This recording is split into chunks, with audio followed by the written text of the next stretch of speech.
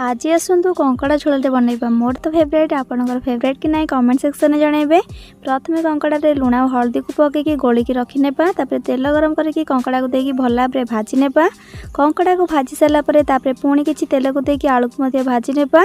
आलू भी भाजिकी काढ़ी सारा पर तरकारी ପାଇଁ किछि तेल को देकी गरम करबा।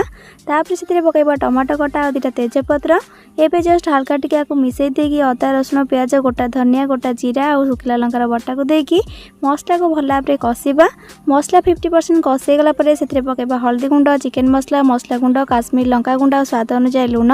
एतिकी मसला को देकी सेतिरे अल्प अल्प पानी को देकी मसला को पूरा भल भाव कषि नेबा। मसला भल भाव कषि गला पर भाजिकी रखिथिबा आलू और कंकड़ा को देकी मसला सह टिके कषि नेबा। तापर सेतिरे ग्रेवी पई पानी को देकी तरकारी को हेबा पर्यंत फुटेबा। एठी हमर एबे तरकारी हे गलानी। शेषरे खाली किछि गरम मसला गुंड को देकी भल भाव गोली नेबा। एठी हमर एबे रेडी गला कंकड़ा आलू झोल।